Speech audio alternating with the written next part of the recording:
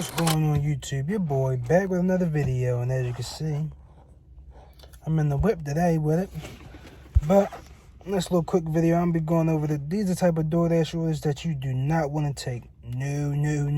But I'm gonna go straight over so you guys can save your time and make the most out of your money if you DoorDash.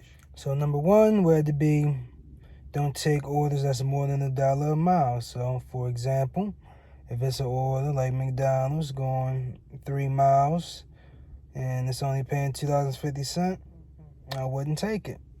Or if it's going maybe a long mile order, maybe it's going 15 miles, only paying $10.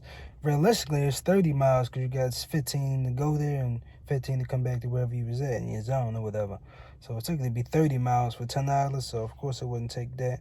So anything where the mileage is more than $1, nah, I wouldn't take it unless it has the little plus saying the total will be higher. Other than that, nah, you know, guys, don't do that. Okay, second one I would say, don't wait at busy or slow restaurants. Like if you know, your typical restaurant is, from you going there, the time is say on the app, you say pick up by maybe 5:25. You go in there 5:25 and they say, oh, it's gonna be another 10-15 minutes, and then that's another 10-15 minutes. You gotta have a whole nother order. So it's like either you can wait around for that or you can cancel the order.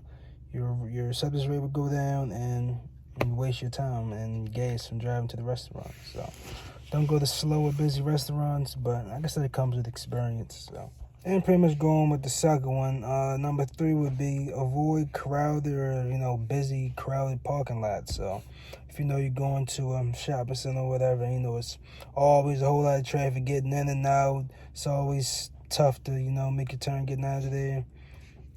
I would typically avoid it because you never know, you can probably get into an accident or somebody else will get into an accident. Yeah, that'll be a whole held up mess, and that'll slow you down right there. Like I said before, time is definitely money with DoorDash, so if you can maximize your time, you can maximize your money. So okay, and I guess the fourth one would probably be avoid, I guess look on the map when you get your order. If you see it's like a business building and not, like a normal house, then I would typically say maybe avoid that too, because you never know, it could be easy. They could be courteous and, come out and meet you in the front. Just they know they're getting their order or whatever, and just save them the time and you the trouble, and they can get their food while it's still hot instead of walking around trying to find them and their food's getting cold, you getting frustrated and all that stuff. So it was a big business, and maybe in the middle of nowhere. If the GPS just puts you in the middle, just a green field, you already know that's gonna be issues. Or it could be a new like a newly constructed like housing or whatever. But big business buildings, if it's houses, perfect. Business buildings, I don't know. They be iffy. Next thing people say, famous thing people say, no tip, no trip.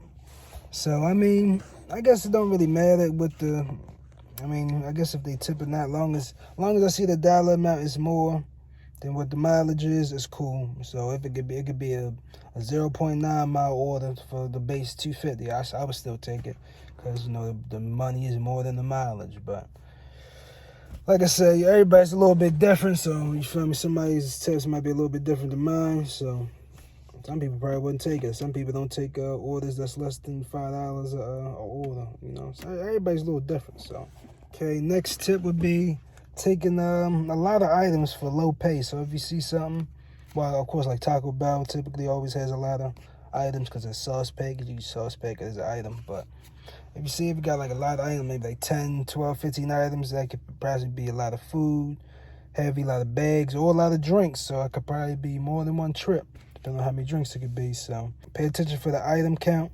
It's a lot of items and the pay is not really worth it. You never know. You don't never know until you finally accept the order. There could be a lot of drinks, a lot of food, combination of both, all going to a top floor somewhere. So you never know.